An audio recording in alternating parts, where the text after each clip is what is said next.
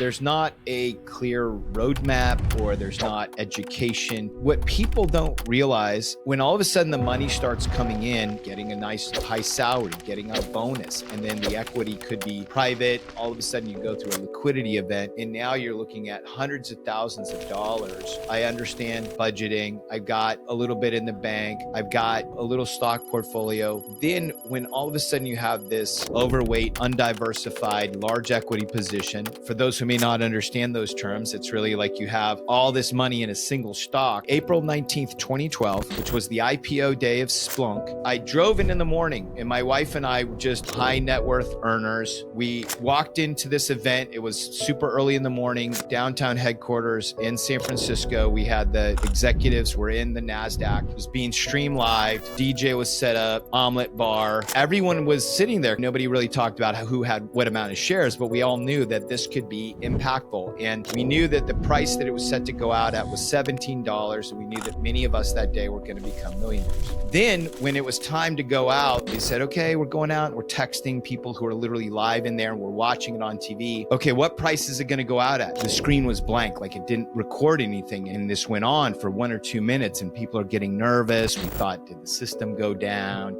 We're tech employees, so did we get hacked? And what it was is the people who were selling were holding, they were driving up the price. Within the span of 5 minutes, you have a number in your head that was 17. It ends up going out at 34. Within seconds, it doubles. It doubles. So as soon as it goes out, the DJ hits, we have this crazy party, and it was this amazing day. And when I went home that night and I saw my wife, who's pregnant at the time, she said, when do we get the money? When can we buy the house? And I literally walked into the next room and fell on the couch and cried because I didn't know. Like, we are in this lockout period. It's on the stock. Like, I fought so hard to get to that moment that I didn't know what to do beyond it. And I'm just saying, thank you for doing what you do, because I think that you are saving a lot of mental stress, a lot of mental headache. You write on your about page on LinkedIn that, you did not see that your future lied in institutional financial advising, financial planning, and you said, I need to make a move. What did you see and discover that was the impetus for your practice today? What I eventually realized working at a lot of the different companies is that I was not very much aligned in the systems that were set up on the back end. Most financial advisors are very much dedicated to serving people and they have a lot of compassion to serving others, but I felt like the model that they were under didn't really reflect that. And after trial and error and doing my research, I basically had made the jump to starting my own practice. And initially, I was looking for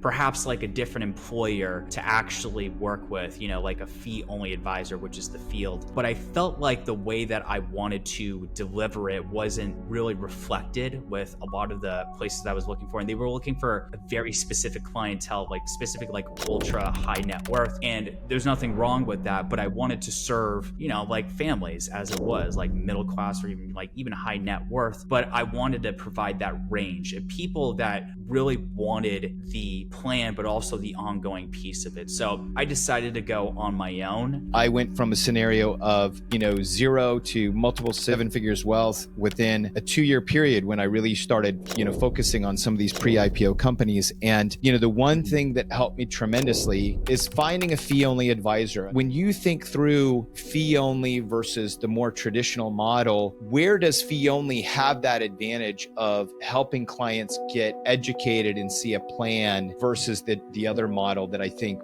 doesn't really build trust? The two models is fee-based. That's the traditional model, is that you can charge for financial planning services, but you could also receive commissions on top of that. Versus the fee-only model basically focuses on only the financial planning services. Now, with that being said, there are different ways that a fee-only advisor could work. And we traditionally see 3 types of methods. And the first one is the AUM model. They will charge you a percentage of the assets that they will manage on your behalf. You hand over. There is the flat fee model. You pay the advisor a stated amount, whether it's for a limited basis or an ongoing basis. And then the third model is the hourly model, which is the advisor will work with you for a specified amount of hours, and they will charge you by the hour, and they can vary by advisor. And even all of these models are varied. And that's just basically how they value their business, which is not a bad thing. It just comes down to the value you get.